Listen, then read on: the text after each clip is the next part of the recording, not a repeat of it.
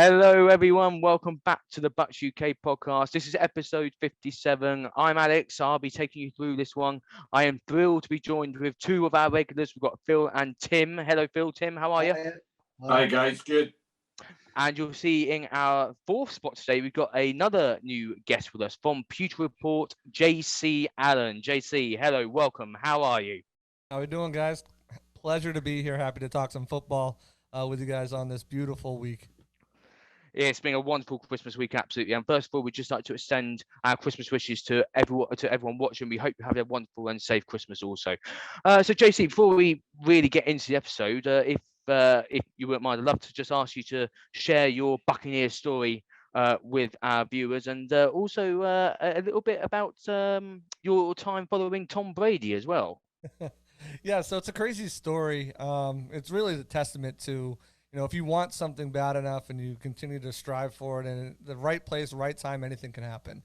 So I've been a huge football fan most of my life, dating back to.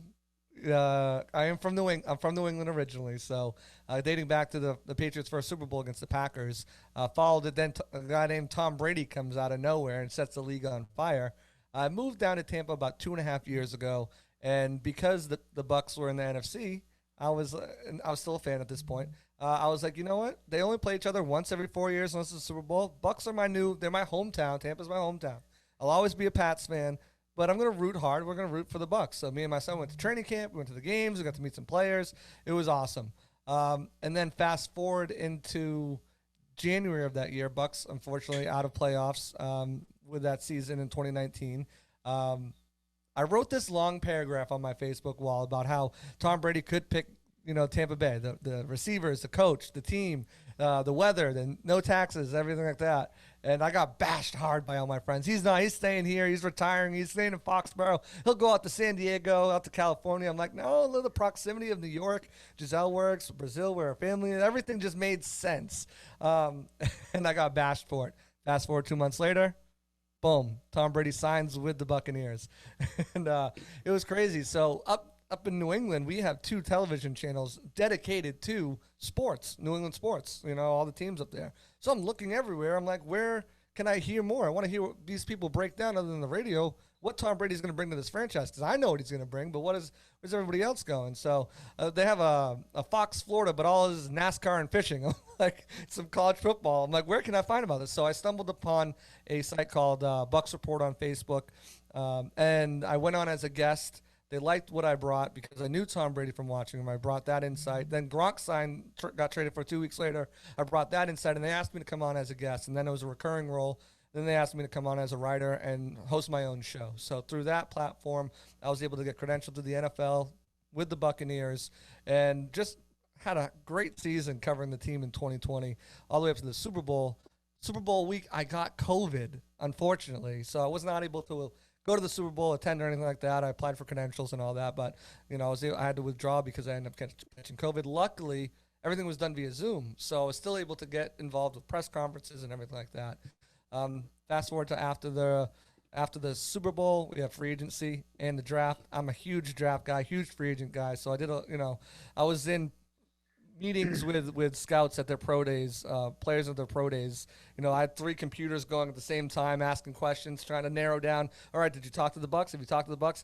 Making my list on whatever. And shortly after that, during rookie minicamps, I was approached by Pewter Report to join their team. And I started with them in July, and it's been amazing. I've grown so much as a writer, as a person, as a host, as a producer. It's been such a wonderful ride. The access has been amazing as well. Got to speak to I've spoken to almost every player and every coach in the organization now, and just the insight, and I'm really loving what I'm doing over here, and I'm just happy to be part of such a great team and to give you Bucs fans the best content we can, whether it be podcasts, whether it be in-game coverage or the articles themselves. Just really proud to be part of such a great team over at Pewter Report. And I can certainly say that we've got many Pewter Report fans here in the UK, and we love following not just your work, JC, but everyone at Pewter Report. So from everyone here in the UK, thank you for what you guys do at Pewter Report. It is fantastic. Of course, if just one thing to briefly mention, it's a very sad thing, of course, for the whole Buccaneer family is that, of course, at Pewter Report, Mark Cook unfortunately was lost this year. How's that sort of filtered through the Pewter Report? It must be devastating.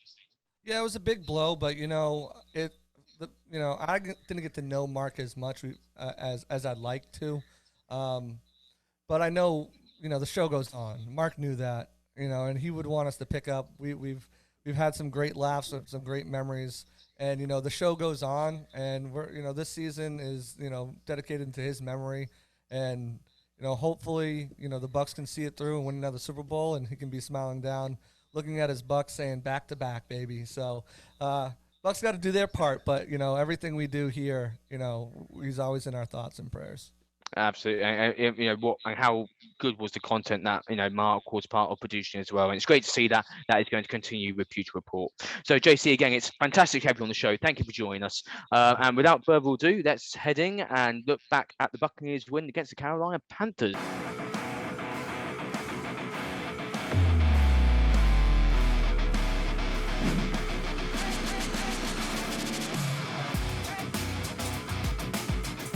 So, Phil, I'll come to you first. Can you just give us your brief overview of the game? Well, to be quite honest, it was a very, very strange one, wasn't it, really? Having that strange result last week against the Saints, and how were they going to respond? Because they're going to respond without the three main weapons on the offense. And I think it was fantastic, because it was like next man up. And the next man up made their mark. Grayson, Vaughan, they all did exceedingly well. And that's on the offensive side of the ball. But the other thing I was pleased about was the defensive side of the ball. Really, for the first time this season, we had more or less our first choice secondary in place. And with Whitehead was phenomenal. And Murphy Bunting, Edwards, and Davis, they were all over the place. And they got no answer for them whatsoever. And that, to me, was one of the most pleasing points. And although we did lose the Saints, I saw a great little comment this week. We've gone 4 quarters now, not 8 quarters, and not conceded a touchdown. So yeah, that was overtime. Yeah, 8.5. Yeah, but it's a really, really, that was one of the most pleasing things for me. The way that everybody stepped up on offense and the way the defense played the secondary really was encouraging. JC, how was the game for you? Yeah, I just echo what Phil said. I think, you saw the defense while missing some major contributors, Jason Pierre-Paul, Levante David, Antoine Winfield Jr., Shaq Barrett for almost the entire second half. I think you saw kind of a complete defensive performance, and that goes back to the Saints game as well. But, making plays, getting pressure, getting sacked, finishing sacks finally. How many sacks has this team had that they just couldn't bring the quarterback down? So I think that was a huge takeaway is, this defense, we know the key verbiage adage or old adage, defense wins championships. And this defense is coming on strong right now when they need it most. You're going to get some guys back. You're going to get Shaq, and Levante hopefully back for the playoffs. Antoine Winfield back hopefully this week, if not, for the playoffs. And then, you're looking at having your complete, for the first time ever, your complete secondary to play together. It looks like it's going to be in that first divisional round, wild card game. So, the defense from that perspective, they can continue at this clip, at this rate, continuing to play lockdown defense. And let's face it, they've got a couple softballs thrown their way to get that confidence up in the Jets and in the Panthers again before they head in there. That was a huge takeaway for me. I think, like I said, they played one of their most complete games, all over the place, causing turnovers. That was very encouraging. And the offensive guys stepping up. Keyshawn Vaughan is a guy who I have not given up on yet. And to see him, the vision and presence of his knowing what's going on around him to make those cuts, be able to make it all the way to the end zone. That was a great run. Obviously, didn't do too much after that. Dropped another ball. But Ronald Jones as well, and the guys. AB is still one of the best receivers in the game. You watch the tape, you see what he's doing route running against Stephon Gilmore. It's just insane. But I'd like to see the other guys step up a little bit more. And Scotty Miller is now become an afterthought of this team. It's crazy how that's happened. 3 snaps. Cyril Grayson called it from the practice squad, came out and really showed up. I love how he joked after the press conference about, I guess I'm not a track guy anymore because he got caught from behind. But, I want to see OJ step up. I want to see Tyler Johnson step up a little bit more. But it really seems like the onus going in is going to be, obviously, every one of the best passing games. You're out some guys. But I think they really still want to run the ball. They want to be able to impose their will running the ball. And that's why you're hearing every week about the wide receivers who can block. Perriman's a better blocker than Steele. Grayson's a better blocker. O.J. Howard did a great job blocking. Gronk, obviously, we know. I think that's one thing they want to do is make sure they can establish the running game, because the passing game, once it takes flight, it takes, the utilization of play action as well. When you have a strong running game, is that much more, even though you don't need it to utilize play action. Running the ball like they did last year, I think, and playing sound defenses is something that worked for them, and I think they want to continue on that. I was encouraged by both. I mean, I think we can sort of end our Panthers review there, because that was a fantastic summary there from you, JC. So shall we just move straight on to the Jets game? No, Tim, I want to hear from you as well. Sunday must have been quite relaxing. Well, I wrote down comfortable T-shirt and cap game. That's probably as comfortable a game as you can get. When Carolina started to rotate two quarterbacks, I thought, what the hell are they playing at? Does Matt Rhule want to lose his job this weekend, or does he really want to hang on for another season? But we were just dominant throughout the game. A lot of players have been mentioned here. I'll throw a couple of others in, which were Will Golson and Vita Vea up the middle. These guys were absolutely dominant. I'm a big fan of Will Golson for many years. His interaction with the Bucs UK over the years has been superb. So I always root for players like that. And William Golson was absolutely outstanding on Sunday. The guys that have been mentioned, around Grayson, AB, brilliant. But there's a couple of other people, special teams as well, is actually going to get a real positive mention this week. Suckup's place kicking, absolutely superb. But what about the holder? Coming in first game, new holder, timing might be slightly different. Perfect. Yeah. It was a superb all-round performance. So this, one thing, of course, that I haven't said so far, and I need a bit of a slap on the wrist for this, is that it is, of course, celebrating, if you like, this week, because the Bucs are the NFC South champs. They have done it for the first time in 14 years, I think it was. The figure I saw the other day. So it's great that we have knocked the Saints off their perch and have returned back to the top of the NFC South. So well done to everyone at the organisation. Yes, Phil. Just like to say something as well on that game. I've always been a bit like JC. Always been a big fan of Tom Brady from way back when he's played for Michigan and all things like that. But I always say when he's playing New England, Tom Brady had time to go back, snap the ball, go back, pull his socks up, have a drink of coffee, then throw the ball. He's doing that now in Tampa as well. And this week we had three offensive line players go to the Pro Bowl? Yeah, and about time too. This offensive line, just the beginning of the 2020 season, we were ahead in our hands about, but has just matured into being probably the best in the NFL. So yeah, big shout for them, and they got their reward this week. I think it's big, Definitely a redeeming game after last week, the week prior to the Saints, where they struggled mightily. But yeah, this offensive line, it's combined with Brady's poise and how quickly he can get the ball out. It's a match made in heaven. So let's just chat a bit more about this O-line, because as you say there, Bill, they have matured incredibly over 2 seasons. Amazingly, I know a lot of people have criticism around the Pro Bowl voting. Amazingly, a lot of Bucs players were overlooked last year. Not that it mattered anyway, because we were in the Super Bowl, but still we'd like to see players getting the recognition they deserved. Finally, as you've already mentioned, 3 players have got that, 3 offensive line players, have got that call up to the Pro Bowl. It's great to see players getting the recognition at least, isn't it? Yeah, the other thing as well, I'm a great believer in building lines as well. I don't think you can go out in free agency and pick a lineup. I think you've got to build it. And we built Ali Marpet, and then, Tristan Wirfs and, and Kappa, they've all been built through the draft. And that is a strong line for years to come. And Jensen's just like a pantomime actor. He's great. He's an entertainment on his own, that guy. He really is. Yeah, I'm very pleased. And Donovan Smith, who we all actually wanted to take out, Oh, yes. and he's done well. But a little word here for O.J. Howard. There are all people saying, "Well, he's not catching much." That's because he's blocking most of the time. You know, he's like another offensive line player. So yeah, shout out to them. I mean, poor OJ though. You know, he blocked the wrong person, didn't he? Well, we all have mistakes. But you know, these things happen, of course. Tim, of course, the roster is devastated through IR and COVID at the moment. And Bruce Arians is always saying about next man up, and we saw that on Sunday. AB came back from the suspension and the injury as well. He was always going to have a lot of work on Sunday. Yeah, AB was all. When you see the lineup, you got Antonio Brown, and no disrespect, then you go to Cyril Grayson, Scotty Miller, Tyler Johnson. It was always going to be AB's show on Sunday.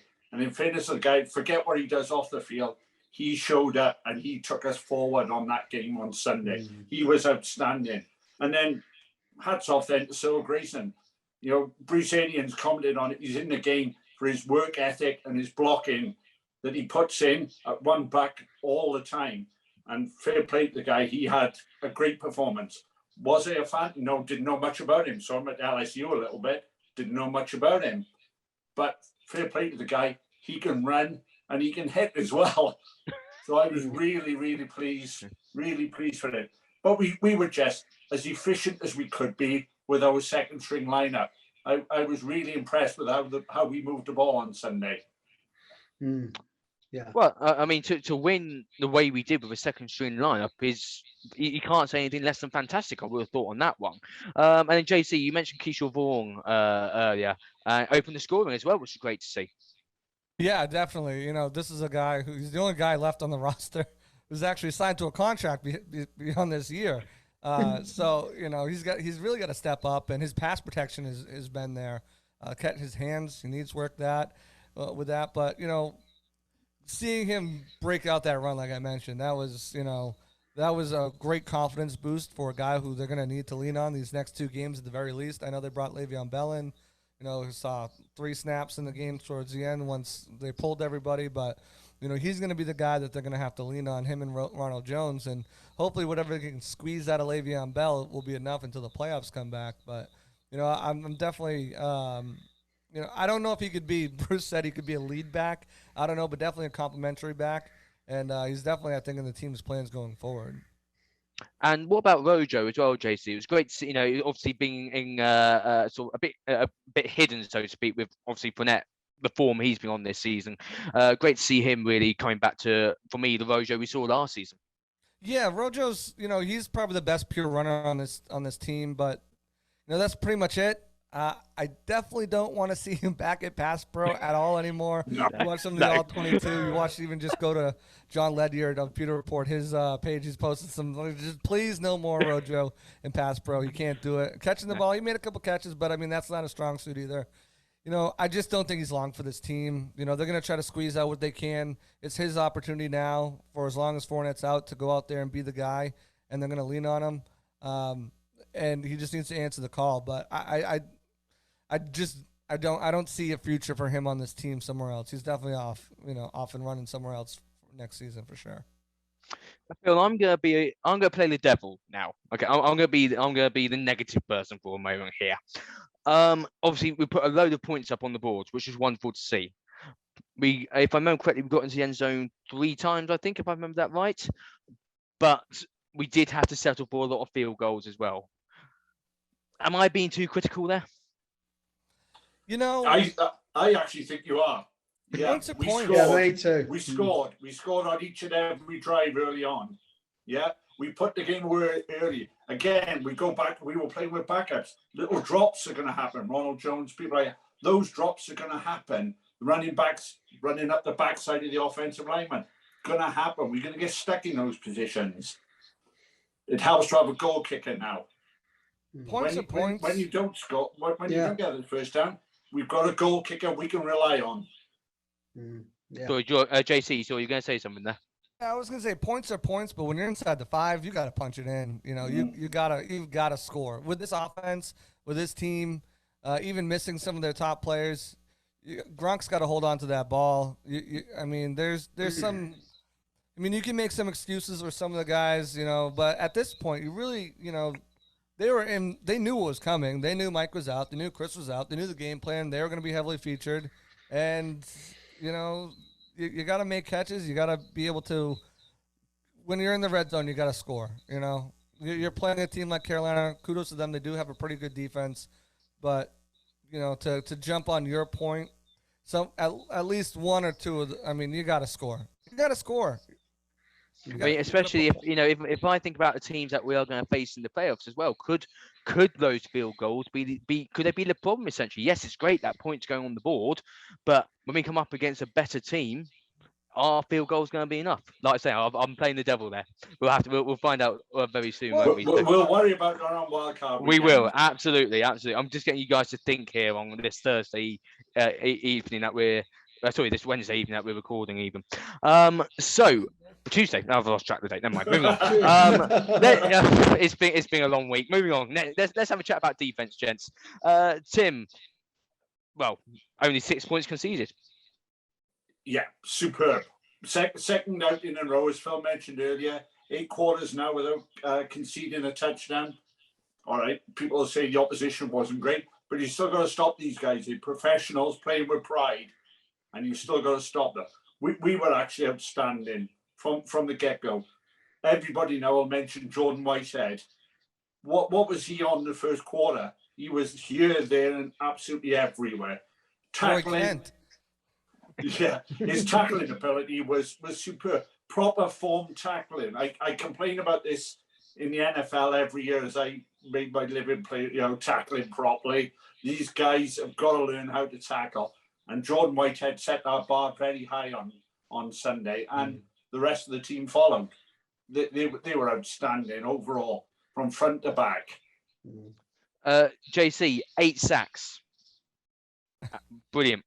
Yeah, anytime you're getting pressure and you're actually capitalizing on that pressure, turning sacks. Another thing too is the secondary. You got to think, you're playing. They're rotating in quarterbacks in and out of the game. DJ Moore, Robbie Anderson, these guys aren't bad receivers. They just had bad quarterback play. You're up against a rookie center, a center making his first start in the NFL. Then you're just saying, hey, you got to block Vita Vea. So, the combination of the secondary, the corners, being able to blanket these guys. Robbie Anderson and DJ Moore were blanketed. It just giving them more time to get home and finishing. There's a couple plays where they could have had more. This could have been a 10, 12 sack game, but the fact that they were able to finish as many times as they did is super encouraging going forward. You're playing another team right now in the Jets who are going to be without their star left tackle, without their starting center. The other Connor McGovern, not the one that played week 1 with the Dallas. I know everyone's confused by that, but you've got another opportunity to keep that ball going, keep it, rolling. Obviously, news came out today, and NFL and NFLPA are working right now to change their protocols based on the new CDC recommendation of quarantining is only 5 days instead of 10 days. But as it stands right now, Jamal Dean just today placed on the COVID reserve list, so his status in question, which would move Sean Murphy-Bunting back outside, which would make everyone take a deep breath, because Jamal Dean has been absolutely outstanding. He's really taken a leap this year as a player. You look at him, his stats right now, he's the 5th best corner in coverage in the NFL from PFF. And that's guys like A.J. Terrell, Jalen Ramsey, Darius Slay. He's just been he's the 5th ranked cornerback overall, 4th ranked in coverage with an 83.1 grade from Pro Football Focus. So, he's just been outstanding to have on the other side of Carlton Davis, since they've been back. But yeah, it starts with cornerbacks. It starts with pressure. Those work hand in hand. If you can get good coverage, gives your guys time to get after. If you can have good pressure, it gives you time to make some plays in the ball. And we saw that happen with errant throws, the one that Jordan Whitehead interception, that Shaq Barrett, had the opportunity. So they can continue doing that. And as Phil mentioned, getting their secondary back as a whole. We're looking in the playoffs, so they can. You got Kevin Minter back there. You've got Mike Edwards came back, and he was all over the place too. He had 7 tackles of his own, matched Jordan Whitehead's. But the defense has just been really turning it on, and to see JTS Joe Tryon-Shoyinka get some more snaps and more play too. That's been really encouraging and really exciting because, man, he's a special dude inside, Oh, outside, wherever they yes. line him up, he can create some havoc.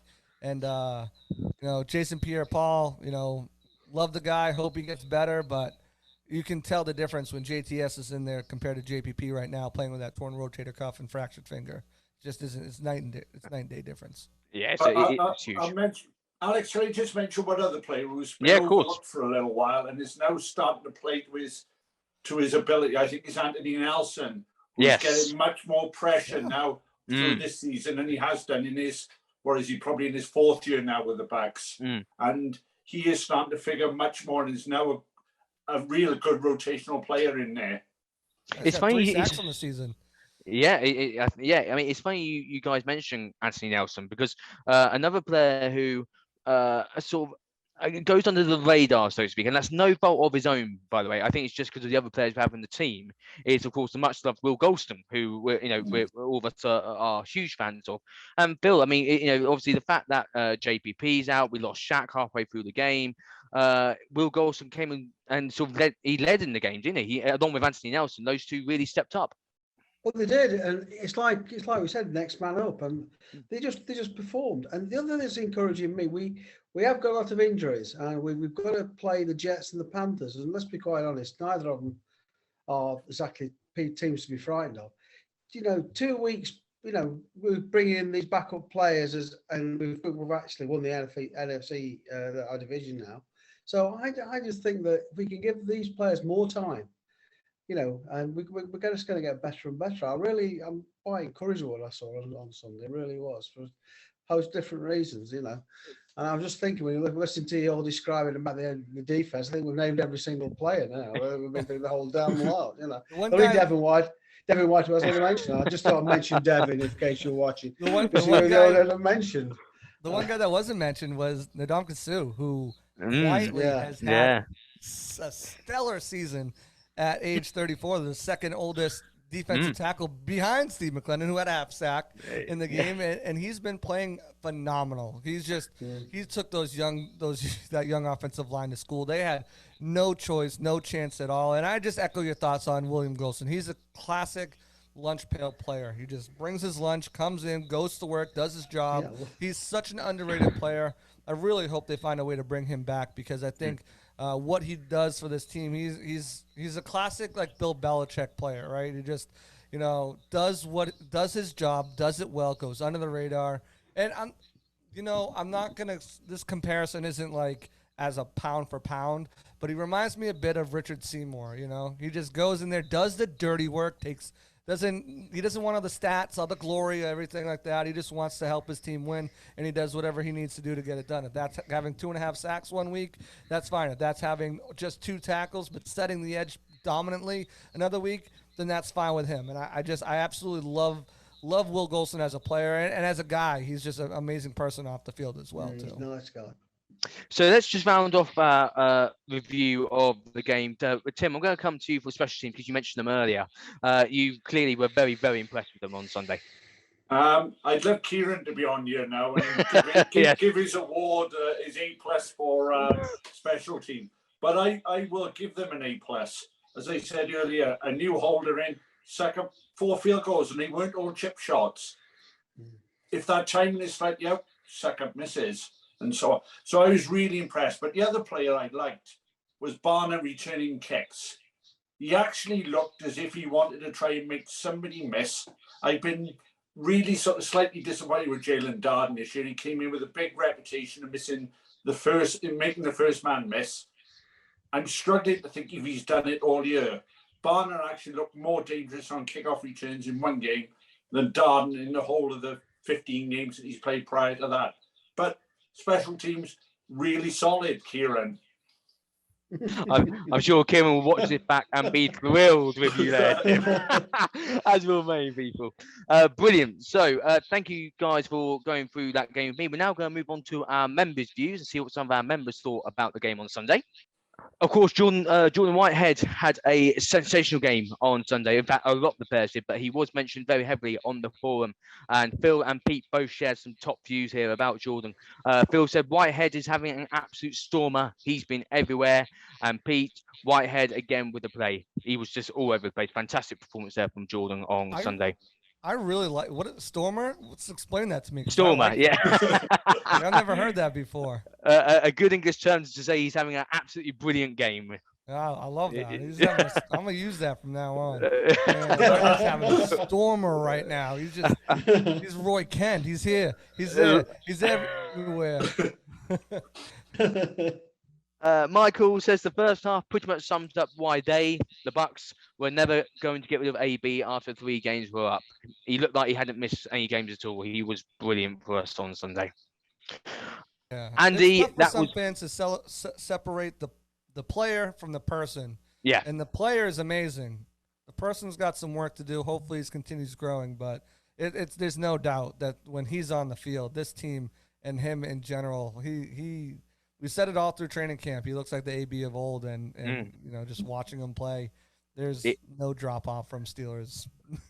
I mean, it's great. It's great in terms of Bruce Arians. He always believes in second chances, doesn't he, Bruce Arians? Look at Tyrann Mathieu when he was at Arizona, and he came in and did a great job there. And we've seen that here in Tampa as well. And some of the players that we picked up from as free agents, who were released by their teams, they've come in and they've made a world of difference. It's been great to watch.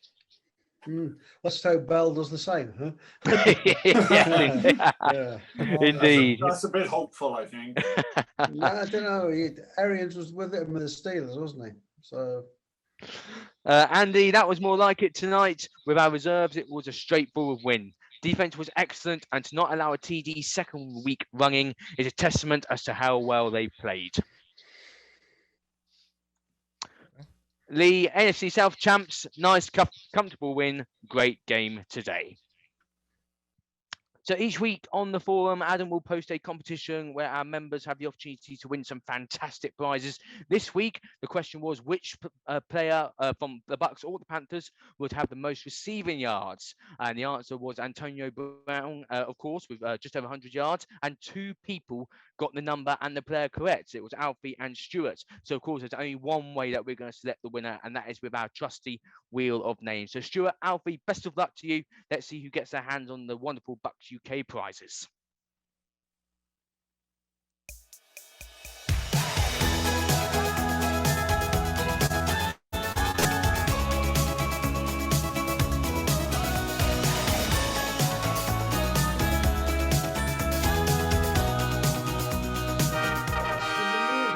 Fantastic. There we go. Alfie, well done to you. Congratulations. The prizes will be on their way to you very soon. We're at the usual part of the show now where I do need to thank Bucs Report for all their help and support in promoting our podcast. They are a fantastic Bucs fan community and Bucs fan hosting platform. And we usually get many professional reporters there as well. Of course, JC was a member of Bucs Report prior to join Pewter Report. So please do go and check them out. Their links are in the description below. Also, make sure while you're there, you hit the like button, subscribe to our channel, and turn on the bell so you're notified every time we upload.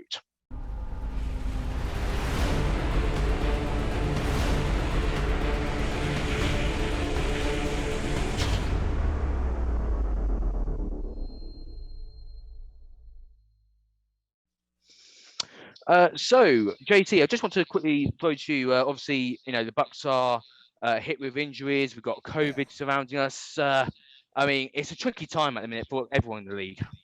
Yeah, I mean, if you look at the injuries that this team has suffered this year, last year they were one of the least injured teams in the league. This year, Chris Godwin is going to miss the final 3 games, ACL tear.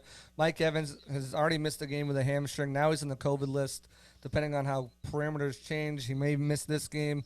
Antonio Brown missed 3 games with 8 games with an ankle injury, 3 with a suspension. Leonard Fournette now out for the season, 3 games with a hamstring. Carlton Davis, 7 games with a quad. Gronkowski, 5 games with a rib and back. Levante David, 5 games with the foot between the 2 earlier this season and the 3 to end the season. Sean Murphy Bunting, 8 games with an elbow.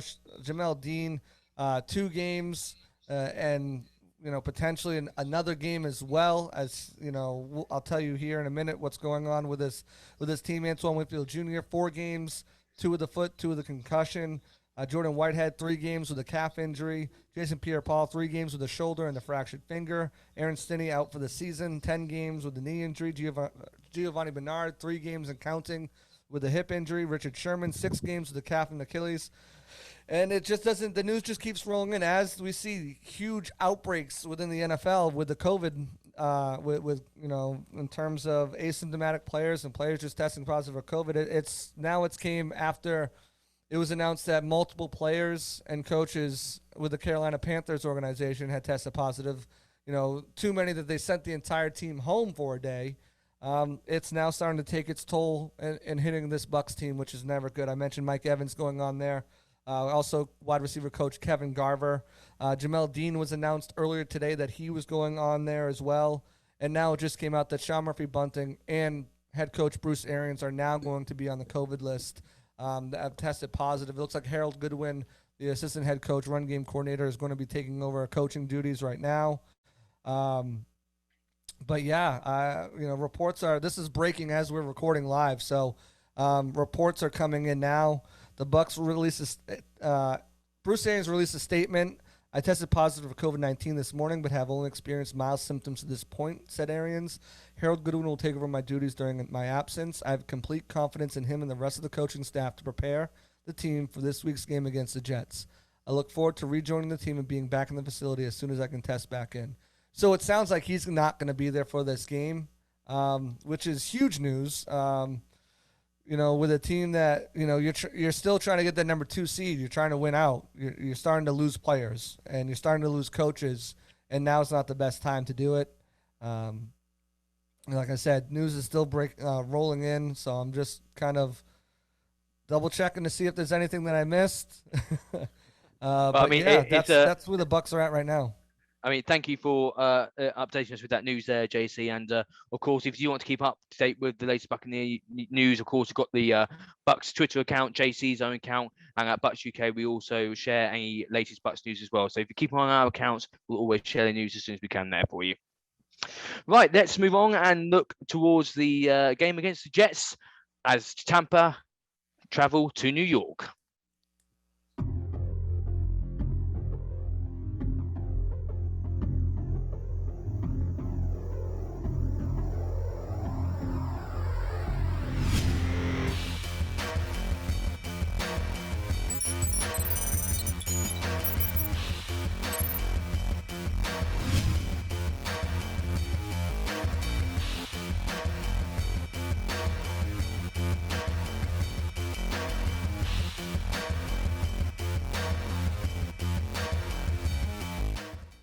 So the division is tied up, fantastic, but of course we're still looking to secure the highest seed we can.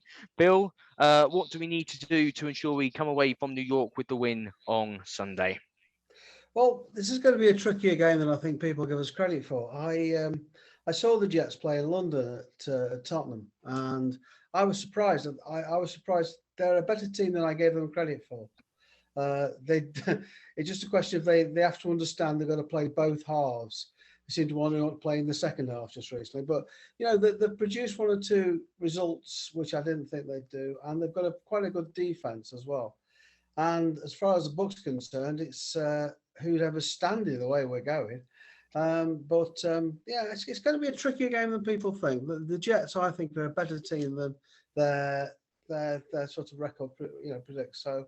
Yeah, we've got to be up on a game. All the players that are stepping into all these injuries have got to be up for this one because they're not as bad as people think.